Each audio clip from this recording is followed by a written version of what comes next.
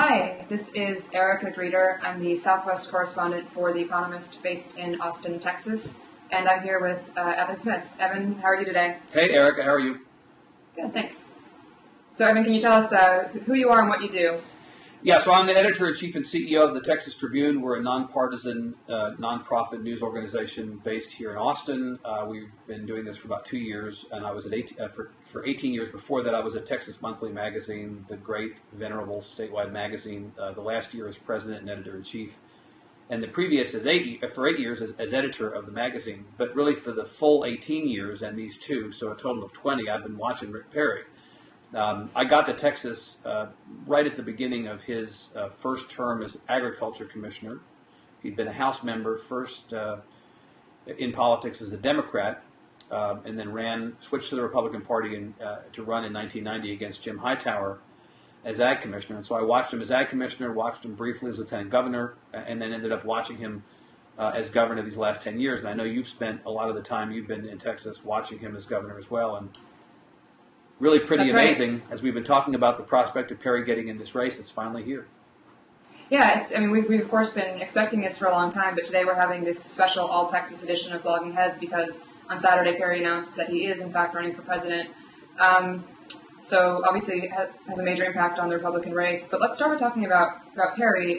Since you've seen Perry for these 20 years now, just give me your general take on his career. When he started as ag commissioner, was there any sense that he would someday be this threatening, possibly presidential nominee kind of person who's striking fear into all these Democrats and some Republicans? I don't think anybody who knew him back then, or certainly who knew him in the House when he was a Democrat, as I mentioned, really looked at him and thought, of all the people in this room, or of all the people in this Capitol, who is going to run for president and be president? I'm not certain that they would have said Perry.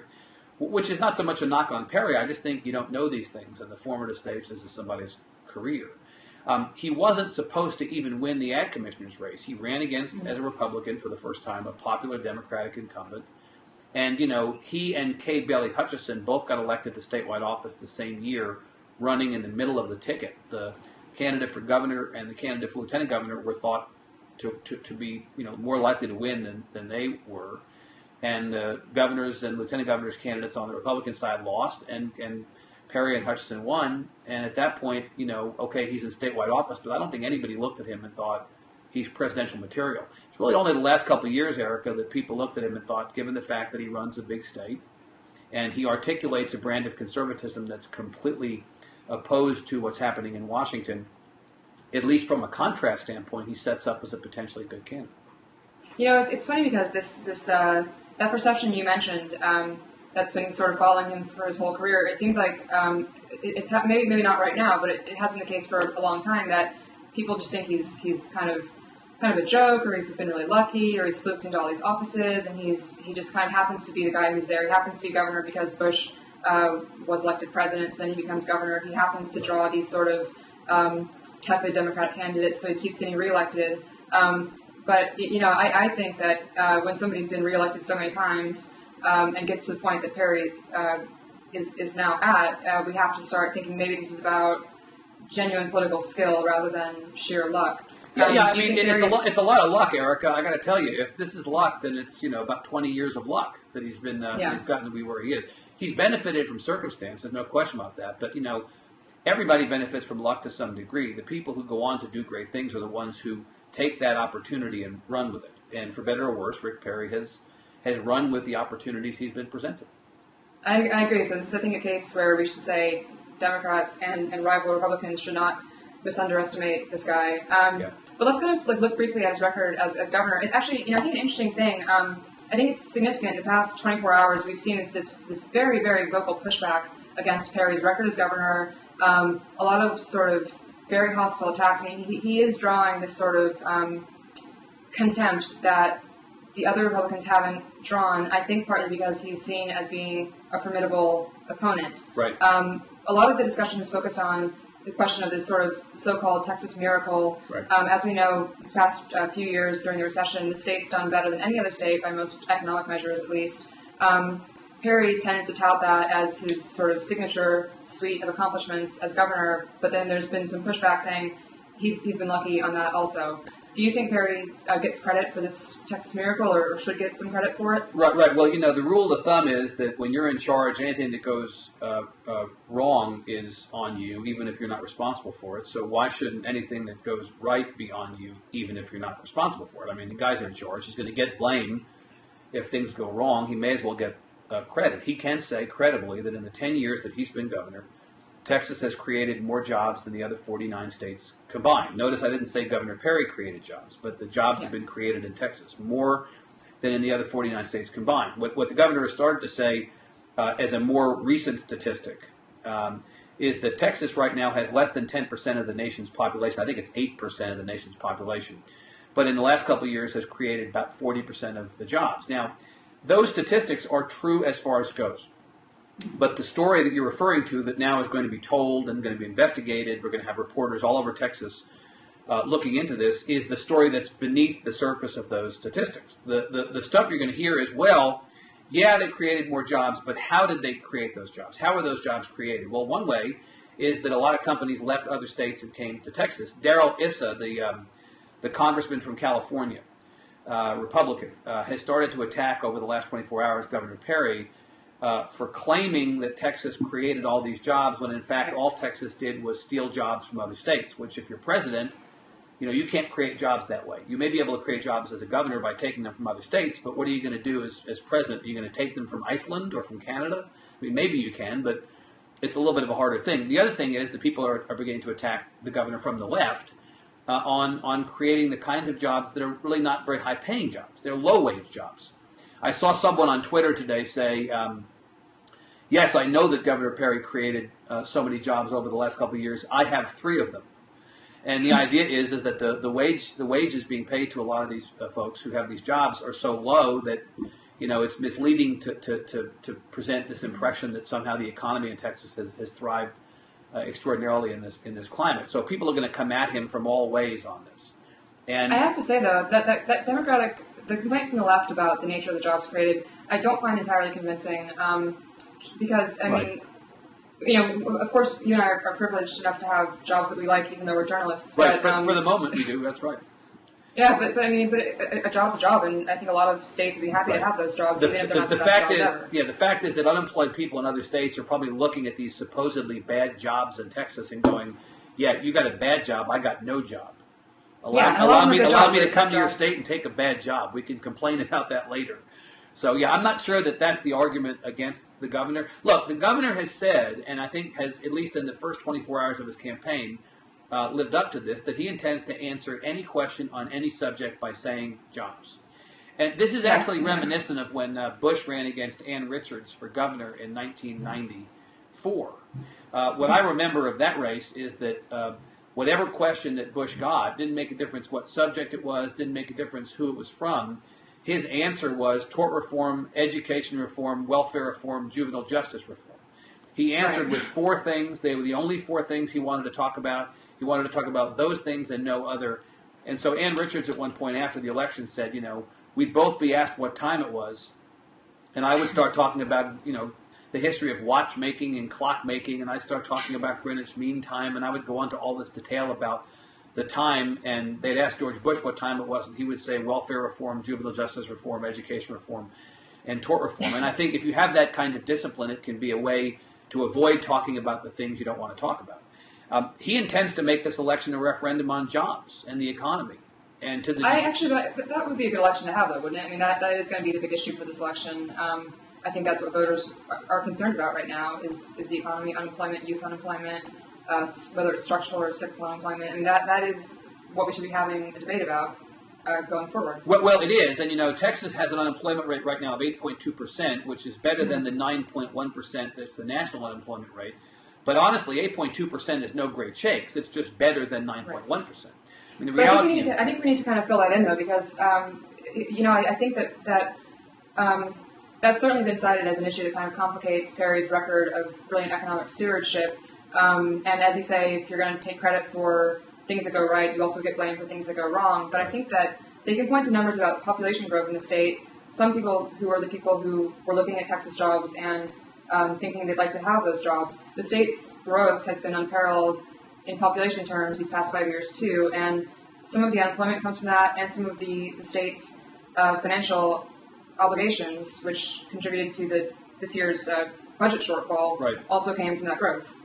Well, the reality is we just cut a whole bunch of money out of public education and higher education and health care in a state that was already a low-tax, low-service state. We were not like California and New York, where we spent generously on social programs, and therefore there was a lot of fat to cut when fat had to be cut.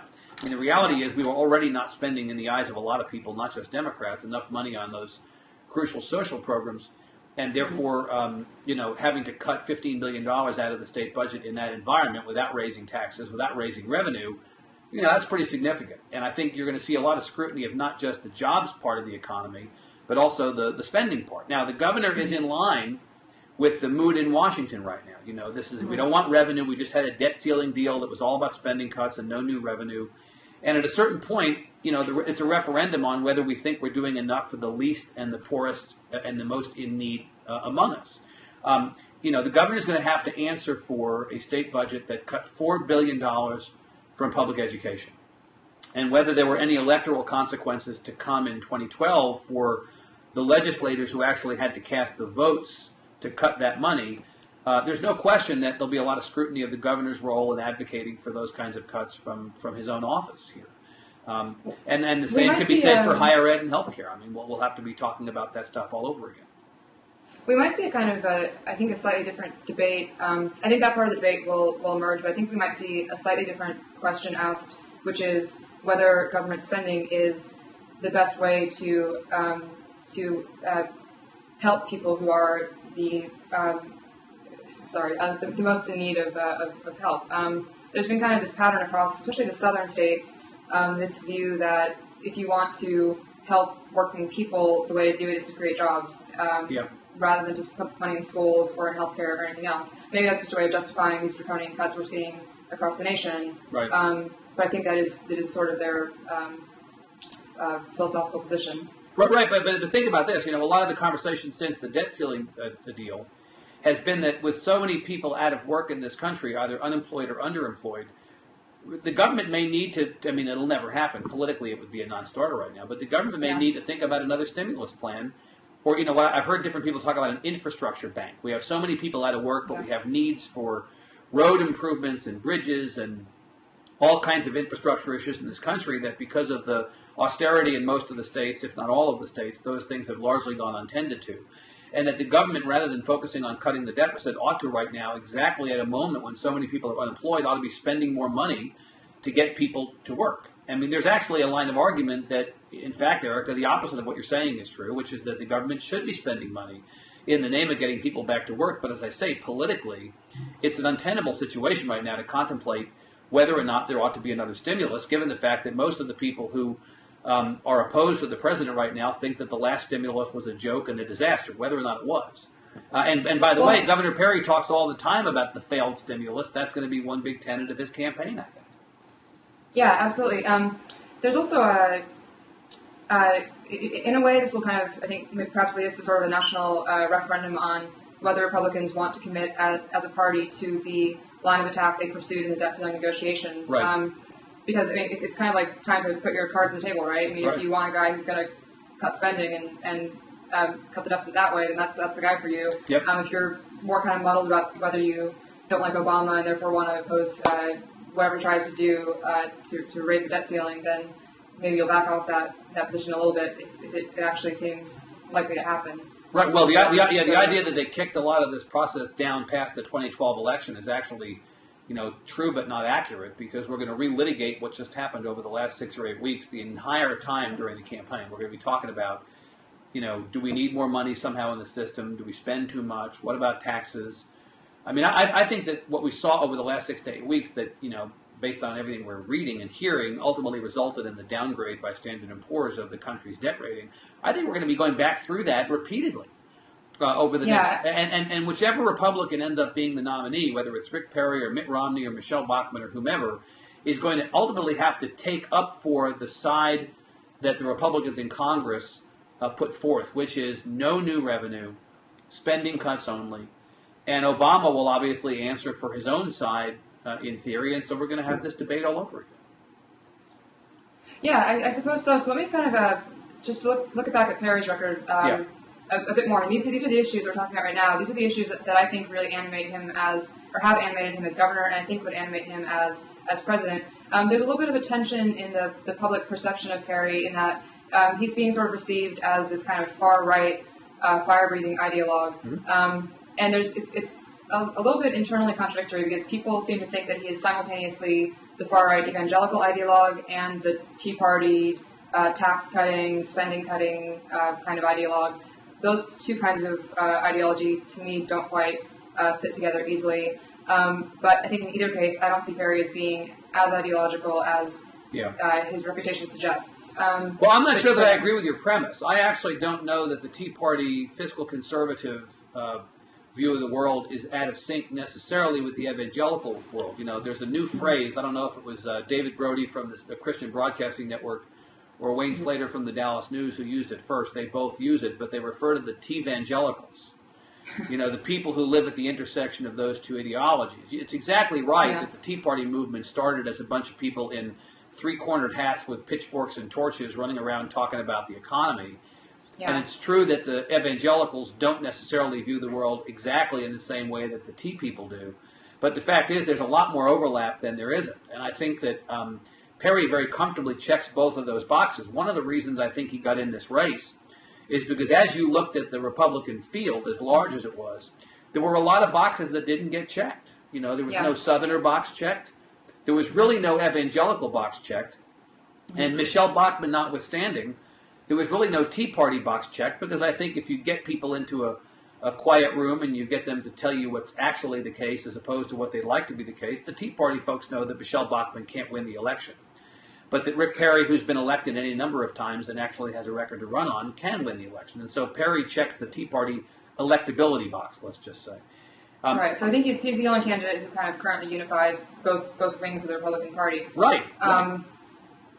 But they might. I think you're right. There probably is a sort of Venn diagram overlap with the kind of fiscal conservative purists and the ones who really just put abortion and gay marriage as the top issues. But I think the priorities are different, and I wonder if at some point they'll come to friction over that. I mean, if you have been supporting, if you supported Huckabee last time out, for example, because you agreed with him that abortion is the paramount issue of the day, I'm not sure you're going to be satisfied with Perry, who is saying that jobs are the issue of the day. Jobs are the only issue that matters in this campaign, and gay marriage or abortion is going to be kind of on the back seat. Well, and in fact, I think Huckabee got criticized by some of the fiscal conservatives for not being sufficiently conservative last time. Mm-hmm. I thought it was very interesting in the debate Thursday night when the conversation between Pawlenty and Bachmann that dominated so much of those minutes there turned to this thing in Minnesota that I had not heard about before, but it was a deal where Pawlenty agreed as a necessity of getting the budget in order in Minnesota, agreed to a small cigarette fee or tax or something. And so this was, and I guess Bachmann was still in state office at the time, in the legislature there, if I understood the story correctly.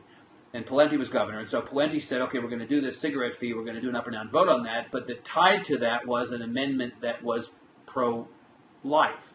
And Bachmann was worried that if she voted against the cigarette tax, that she would be voting against something pro-life. And she said the other night that she calculated that the life vote was more important to her than anything else, and so she held her nose and voted for the life measure, even though it meant that she was voting for the tax.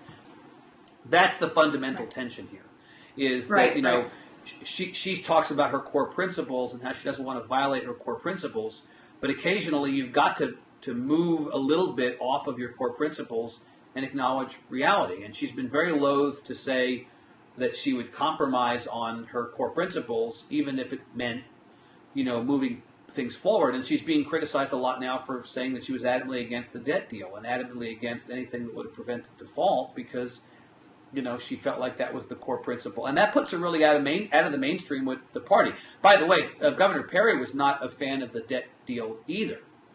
And I think the interesting thing here is that Governor Perry's view of the world and Michelle Bachmann's view of the world are not materially different. Governor Perry is against gay marriage. So is Michelle Bachmann. Governor Perry is against abortion ardently. So is Michelle Bachmann. Governor Perry is against taxes. So is Michelle Bachmann. Governor Perry thinks that we're spending too much in Washington. So does Michelle Bachmann.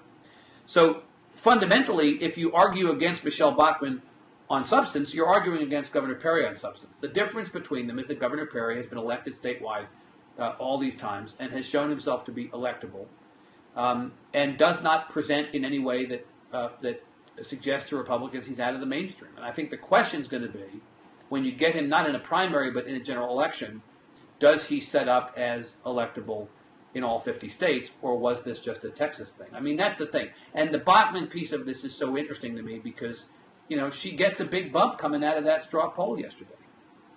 Well, yeah, so let's go into the straw poll now. And so with the kind of Bachmann-Perry duo that is attracting a lot of attention today because of their dueling headlines yesterday, right. I think that although they might have kind of the same orientation on the issues, I think there's a big difference in practice between the way they would preside. With Perry, I mean, yeah, he has the talk, he has all the rhetoric from the social right, but I don't see him being very animated by these issues. I think that, like gay marriage, it was kind of a really revealing moment when he said that he was fine with New York's gay marriage law. I think that he probably is fine with it. I think he doesn't care about gay marriage that much. But it took about 5 minutes for him to walk that back, though, because he got attacked by a bunch of people who said, yeah, 10th Amendment is nice and everything, but you just said that it's fine for New York to legalize gay marriage. And then Which is actually, a lot more liberal than Rick Santorum or Michelle Bachmann, and maybe he backed off it later. But I think that and he said that he would support a federal anti-gay marriage amendment, which is just like total nonsense. I mean, there's not going to be a federal anti-gay marriage amendment. Well, what it is it's out of sync with the whole 10th Amendment philosophy that's been the basis for his political worldview, which is you leave the states alone and every state decides what it wants to do, and the federal government doesn't tell the states what to do. Both on gay marriage and on abortion, he's now come out in the days of his pre-campaign and said, yes, 10th Amendment notwithstanding, I think there should be a federal amendment banning abortion, and I think there should be a federal amendment banning gay marriage, and that is just simply out of sync with everything he has stood for previously. And I think that's going to be a problem for him. He's going to have to answer for that as he goes forward, not just with the press, but with the 10th Amendment people who thought that he was one of them absolutely. To me, I think it illustrates his sort of... I occasionally call it shrewdness, but I think it also could be called opportunism pretty effectively. I mean, it's a completely empty commitment to say you support a federal anti-gay marriage amendment, given that that's never going to cross his desk. I mean, the president doesn't create amendments. It's just like a thing to say to put on your flyers to the far right people you mail things out to. It's absolutely empty in terms of implications. So to me, this is just Perry kind of saying what he thinks crowds will want to hear, which is maybe not the most elevated statesman-like virtue, but I don't think it's going to hurt his campaign that badly. But if saying things to crowds that they wanted to hear was a disqualifier, we'd have very few people running for office. I mean, the fact is he's not any more out of sync with the reality of life in the political campaign world in doing that than most people. I mean, all these guys. I mean, Mitt Romney hasn't exactly been a pillar of consistency. And the fact is, the governor has made this this magic work for him for a long time. Remember, this is a guy who has been in public office for more than 25 years. Yeah. And yet, during the last election, when he ran for governor in the Republican primary against Kay Bailey Hutchison, he managed to position himself as and to run as an outsider, leaving aside the fact that he has been in office for more than 25 years. He ran as the anti-establishment outsider candidate. That is a feat of magic worthy of Houdini. And I think if he can do that, then he can go out on the campaign trail and somehow square, on the one hand, his support for the 10th Amendment, and on the other hand, his ardent opposition to abortion and gay marriage to the point that there should be a federal amendment. You and I are going to talk about this stuff, and the press is going to talk about it, and we ought to, because it does seem like hypocrisy on the surface, and maybe it's even hypocrisy below the surface. But I think the general public, the people who need to support him, it's someone in the Texas press corps referred to his South Carolina speech yesterday as the filet mignon of red meat, and I actually think that you're going to see him serving up a lot of filet mignon, and they're going to be eating it up.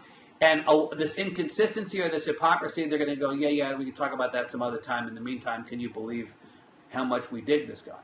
So. Yeah. It may seem out of sync with reality, but we're going to end up being in the minority, Erica, in terms of people who care about this stuff. Yeah, I suppose that's right. So let's Although I do continue to think that that he's less ardent on some of these issues than I mean, it's a silly thing to say because his rhetoric does indicate that he is very ardent on these issues, but I think that he behaves in a less ardent manner than his rhetoric suggests that he would. But I can't, I'm not going to defend him for having this outsized magical rhetoric that right. But let me say something about that, because that's actually very, very important. So you've had in the last couple of weeks Rick Santorum attacking Perry from the right on gay marriage, and you've had Tom Tancredo in Politico attacking Perry from the right on immigration. Right. This is so great for Perry. I mean, you could not have scripted it better for Perry to have Santorum, who's not going to get elected to anything, and Tancredo, who's not going to get elected to anything, attacking Perry from the right, because it makes Perry look more moderate or modest in his views, or less ideological. And so anybody who might not be as far right as the people who are the most ardent people on the right in the Republican Party, the people who are less to the right, who are going, I kind of agree with some of the stuff Perry says, but he's too. I can't. He may be too much for me. They're going to hear that Santorum and Tancredo are attacking him, and they're going to go, well, maybe this guy's not as far right as I thought he was. I can support him. I think it's actually great for him. It insulates him. It's sort of the same way. It's the same way as when Russ Feingold and Dennis Kucinich attack Obama from the left. It ultimately helps Obama with the people who are center-left and in the middle, because it's, if they're his opponents, well, that's great. I mean, if you're defined by your enemies, sign me up. Right. I think that's absolutely right, but I also think that he is actually somewhat, somewhat more moderate than his image suggests. I mean, we live in the state. I haven't felt unduly crushed by any of these far-right initiatives. Well, tell me an issue on which you think Perry. I mean, I'm not necessarily disagreeing with you, although but tell me an issue on which you think Perry is more moderate than his reputation. Okay, so for example, I would cite this recent debate we had over the sonogram legislation in Texas, and in case viewers don't know, this last legislative session, Perry said a top priority, an emergency priority for his session would be passing a bill that requires women who are seeking an abortion to have an ultrasound and a description of the procedure, right. Although they can opt out if they want to. Right. So this kind of flew through the legislature. It got authorized. It was signed, and this is evidence of pro-life action. But to me, I think that we're in a state where Republicans have every statewide office. They hold all the offices. They have all the appointments. Right. They have a huge majority in the legislature. Right. No Democrat elected statewide here since 1994. Right. So, given what they could have done, they passed one bill about sonograms that other states already have on the books. I think they could have gone farther with that if they were really pushing the envelope. There were bills we saw floated in other states or filed in other states that were much more aggressive that we didn't have here in Texas. So this is like a big kind of signature red meat bone thrown to the base for the entire past 3 or 4 years. And it wasn't to me that extreme. It was I don't like that bill. I didn't support it. I wasn't happy about it. But it wasn't, I think, that that much of a theocratic move or anything. Well, I'm loath to tell a woman that her view of an issue related to reproductive rights is incorrect. On the other hand, I'm going to say this. I don't know a whole lot of women on the choice side of the equation, and living in Austin, as you and I both do, we know a certain number of those folks, right? Austin is still the blueberry and the tomato soup, ideologically. Yeah. Mm-hmm. I don't know a whole lot of women who think that was a moderate bill. And in fact, what I hear a lot as well is it's not just the sonogram bill, but, the legislature, with the governor's assent, if not his involvement, also defunded to a large degree Planned Parenthood and family planning services provided by Planned Parenthood as part of this whole agenda against the choice side of things, and redirected that money to crisis pregnancy centers and anti-abortion clinics. In other words, it was presented initially as an exercise in budget cutting. We can no longer afford to provide money in an austere state budget to people who provide family planning services in places where abortions are also performed. But then they didn't cut the money. What they did was they moved the money over to ideologically more favorable or likable places. And, right. The fact is it was not a good session for, if you're a woman on the choice side, it was, again, women I know who are on the choice side of the ledger view this as actually having been a terrible session for them. Well, And they view Governor Perry as absolutely in league with the most ardently pro-life people in the state. And by the way, I doubt that Governor Perry or any of his allies would take issue with that characterization. No, I'm sure they would agree with that characterization. I don't think it was a moderate bill. And I certainly have, most of my friends here in Austin disagree with me on this also, but I just don't think it was as fire-breathing, knuckle-dragging kind of thing as as it purported to have been. And you know, I mean, frankly, if you let Republicans win every office over and over and over again for years, what do you think's going to happen? Well, right. This is the this has gotten to be a cliche to this point, but it's the elections have consequences view of the world. Right. You either didn't vote or you did vote and you lost, and now you've got the government that you've got. You can't be surprised that the government that is in office and ran on certain positions, lo and behold, it's like Scott Walker in Wisconsin. Scott Walker campaigned on busting the public employee unions. Well, then he gets into office and he busts the public employee unions, and anybody is shocked about this. I mean, he said he was going to do it. Right. And you can dislike it, but he did it. Right, and I think so to me, kind of Perry's overarching, the overarching theme of Perry as a politician is that he's just going to, he's going to do what he needs to do to get elected, and I think that takes precedence over any of his personal moral commitments or whatever. So, for example, the biggest probably controversy in his more than a decade as governor was a controversy over the vaccine against HPV that he wanted to extend to all teenage girls in Texas. That was an attack from both the right and left. The right thought it was encouraging promiscuity. They thought that he betrayed them. They were just horrified and appalled by that. The left thought that he was giving a handout to Merck because there had been some interplay between Merck people and Perry people. Well, in fact, Merck's lobbyist at the Capitol at the time, I believe, was Perry's former chief of staff and a very close ally of his. Right? Yeah. Mm-hmm. Yeah. So I think to me that's an example of kind of Perry putting his sort of cronyism or his business interests ahead of his putative normative commitments on these personal morality issues. The HPV thing continues to be a bit of a mystery. A lot of people on the right look at that as one of Perry's real missteps in terms of his allegiance to their view of the world. But last night in New Hampshire, Erica, as we sit here, Perry walked back from the HPV issue. He said last night, and I think it may be the first time I've heard him say this. He said last night, I shouldn't have done that, or I wish that had gone differently. He actually effectively, and maybe this supports your point. Right? Yeah. Here he is in a Republican primary where some on the right want to attack the governor as not sufficiently conservative, which seems bizarre and impossible to me. But anyway. Right. And the one issue that is one of those things that we talk about in Texas is a big mystery why he did this. The first opportunity he got last night, he got a question about HPV, and apparently, according to Maggie Haberman of Politico, he walked back from it. So maybe that supports your point, that he's willing to do things simply for the purpose of getting elected. I don't know. I think that to me, I just understand Perry as somebody who is, his first goal is to win elections. The second goal is to support business and kind of create jobs. And I think with those kind of principles in mind, most of what Perry does otherwise makes sense. So the HPV vaccine, I think he just, I don't think he has a personal stake in whether teenage girls are having sex. I don't think he cares. I don't think he cares about that issue as a moral issue. So I think he just, went with this kind of, out of the blue major public health initiative that no one was really clamoring for. Well, I'm not prepared to ascribe motives to Perry in that same way, just because we're nonpartisan. I'm not going to get into carrying what is, I think, ultimately it's a Democratic view. The Democrats say Perry is all for himself. He's all for himself and his cronies, and he's all for business. And of course, he's got a big pushback on that. Kay Bailey Hutchison, who of course is a Republican, who ran against him in the primary last time, tried to make that cronyism thing a basis, if not the basis of her campaign. Didn't exactly work. But, the fact is people who run for office to win. They don't run for office to lose.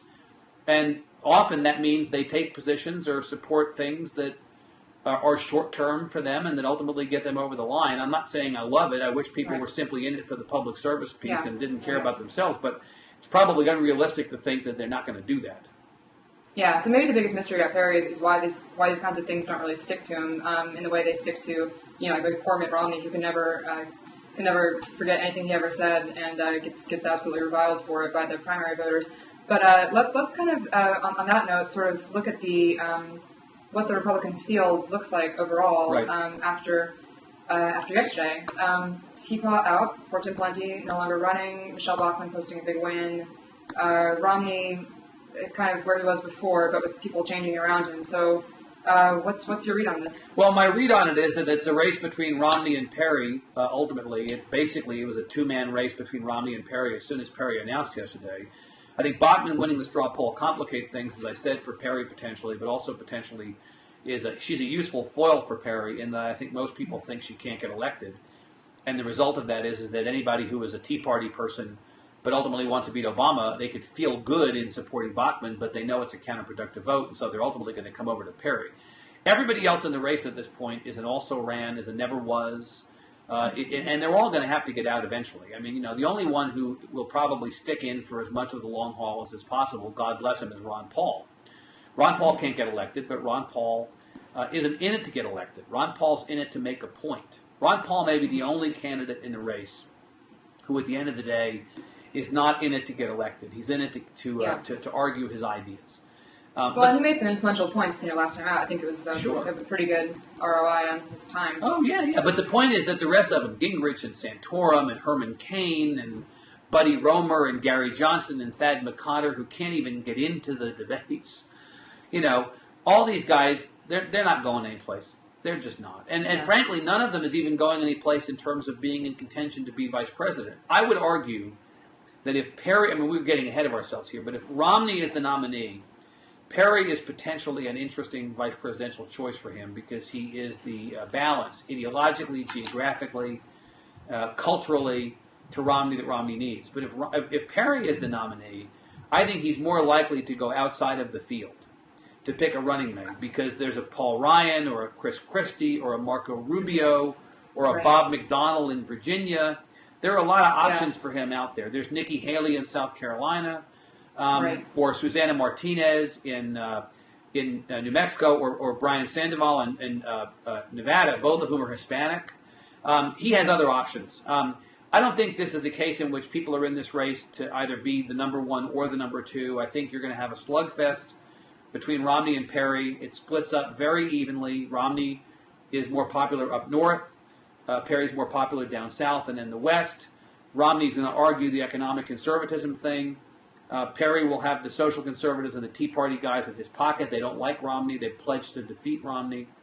And Perry's record is better than Romney's record in Massachusetts. And I think ultimately, if it's a two-person race between Perry and Romney, Perry wins. Unless he makes a mistake. I tend to agree with you. I do think, though, that I think there's no way Perry would be vice president for anybody. I can't see Romney picking him. It's that kind of... It's sort of the Sarah Palin problem if you don't want to pick a sort of charismatic, somewhat fractious running mate. And I think for Perry's part, I think that being governor of Texas is a better job than being vice president.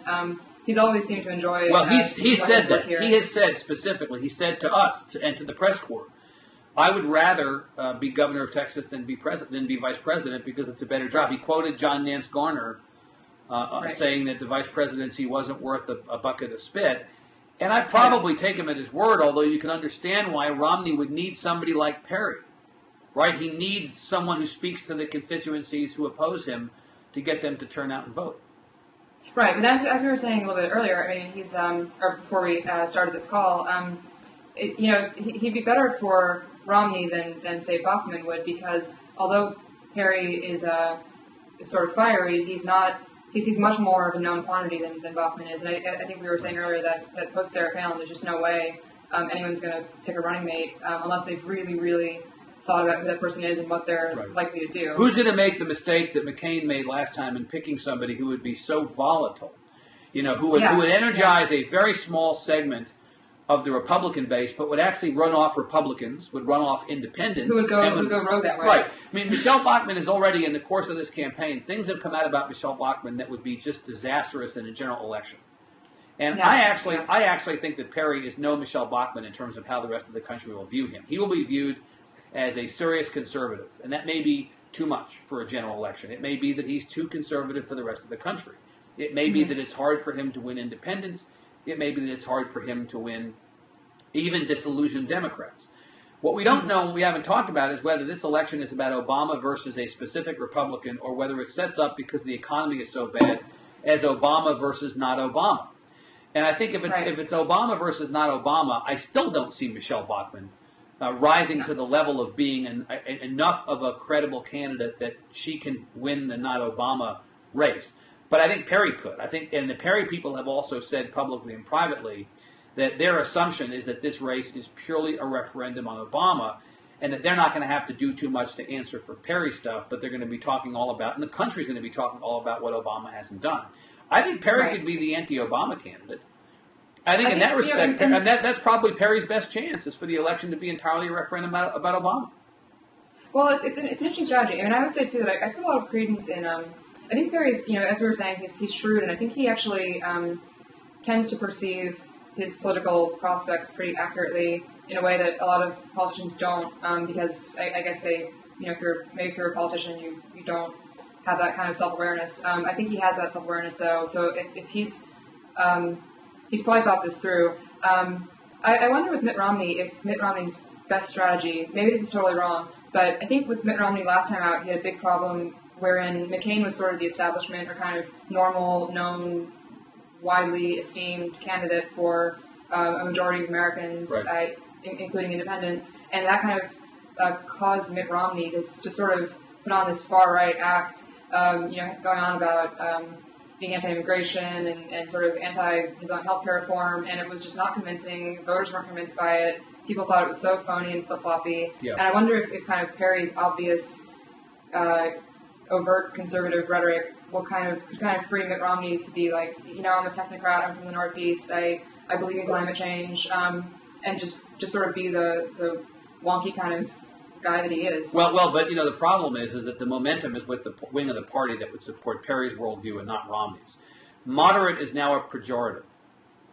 We saw this in Texas during the speaker's race. We saw it all session long. We're seeing it already in people who are announcing to challenge incumbent Republicans who were not sufficiently conservative in their view in the 2012 elections. And I think that if Romney were to stake out ground as the center-right candidate, he'd get killed, because in a Republican primary, the momentum is all with the further right folks. The Tea Party and the more strict conservatives, the more ardent conservatives, they're the momentum. The same people who allowed Michelle Bachmann to win the straw poll.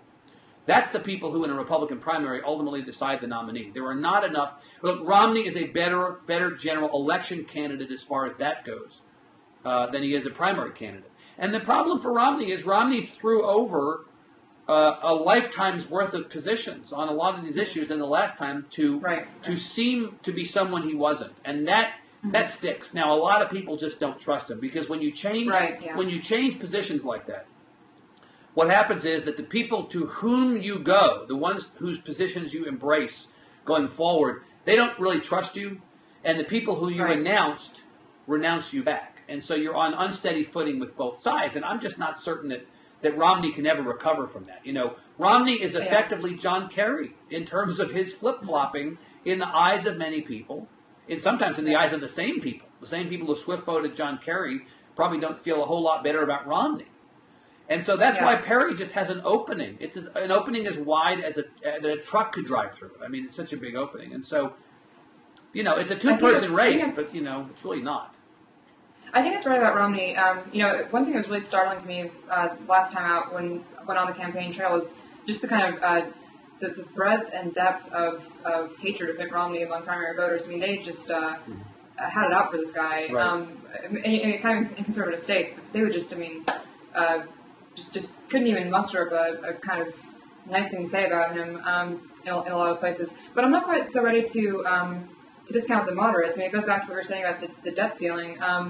If it's sort of time to go all in or to scale back, the Tea Party, as vocal as it is not the majority of the country or of the Republican Party. Right. So but remember, Romney opposed the debt ceiling deal after the fact. Mm-hmm. He was quiet about it up until it got done, and then he said, "No, I wouldn't have voted to raise the debt ceiling." I mean, it's exactly the kind of thing that Romney does that drives everybody crazy. Right, so Romney's a bad moderate, but I think the moderates themselves, I think the moderates themselves are maybe being quiet right now, but they're not so dissipated as I think the Tea Party's volume would suggest. So I'm wondering for Perry. I mean, I don't know if it's enough for him to just be the anti-Obama candidate. I think he has to. I think that he might have to sort of reassure voters that he's presenting a very stark ideological choice. I think he'll have to do some work to say to suggest that he can bring people over to his side. I think another thing about Perry is that we've seen in Texas that he's very savvy about what he needs to do to get elected. Right. And he's never had to move back to the center in the general election. Right. In all the years he's run statewide. He hasn't even always needed a majority. He was elected in 2006, re-elected for the second time he was elected with 39% of the vote.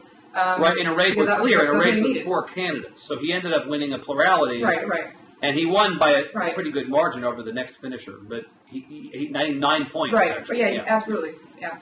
But I think that if you're a presidential candidate, and certainly if you're a president, we would like to see some sense of you can build a coalition, you can bring people over, you can convince them, you can sell them on your ideas, and but that's not our politics, right?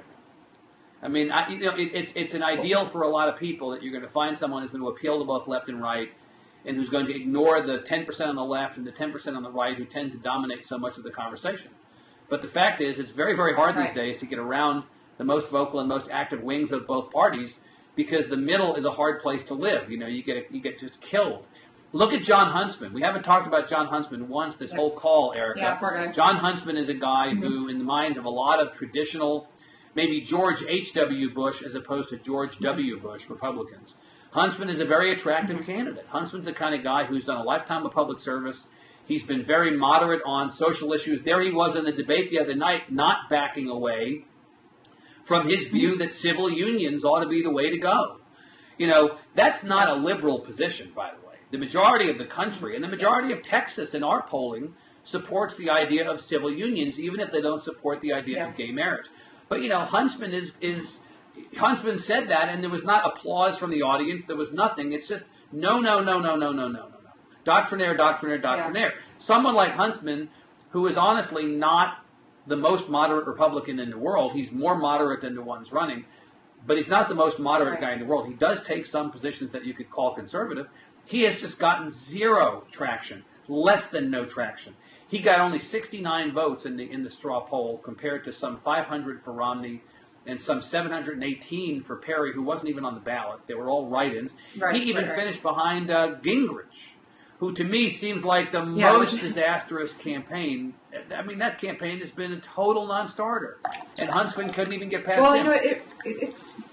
It seems like Mitt Romney has blocked Huntsman from going anywhere because they're sort of similarly shaped, similarly constituted kind of people. I think they're actually like second or third cousins, right? So do you think that, is there a possibility that if Mitt Romney and Rick Perry draw blood on each other, then Huntsman will kind of be poking around, waiting to come back in? I don't know. I mean, Huntsman may also be really running for 2016. I mean, the fact is, Huntsman may be thinking, look, it's going to be hard for the Republicans to beat Obama, even if Obama is bloodied, and I come back and I run, having built a little bit of name ID, I come back and I run the next time. Huntsman and Perry are friends. They had dinner here a couple months ago. They know one another. They both served as governors, I believe, at the same time. If Huntsman were to get out and we're going to have to endorse in the primary, as much as there might be pressure on him to stay out, my suspicion is that he is temperamentally more in league with Romney than Perry. Whereas I think Santorum and Gingrich and Herman Cain and certainly Michelle Bachmann are much more in sync with Perry than with Romney. So if you suddenly had a race in which it was just Romney and Perry, and all the other candidates got out, and their constituencies were looking to them for guidance on where to go, my suspicion is that the vast majority, Huntsman accepted, the vast majority of those guys would go to Perry. It's going to be interesting to see, even though Pawlenty didn't have an enormous amount of support, it's going to be interesting to see where Pawlenty's supporters go and where Pawlenty's staff people end up. I think that every campaign is trying to get those guys now. And, the Perry people are working as hard to get those guys as everybody else is. Yeah, and maybe Mason Pawlenty will sort of return as a vice presidential. You mean Pawlenty at some point too? Well, he said this morning that he wouldn't even consider being vice president, but that's what they always say. Yeah, they do always say that, especially at this stage. So I think we're probably getting up to about time, but before we wrap up, do you have any sort of closing thoughts on what we'll see in this campaign. What would people be surprised about, given our vast expertise on Perry? What will people be surprised about from this candidate? Well, unless I totally misread Perry, and I don't think after almost 20 years of watching him that I do. The rest of the country is going to dismiss Perry as a guy with great hair and cowboy boots and a twang and not much else to offer. They're going to say, look, the country's not ready for another Texan so soon after Bush.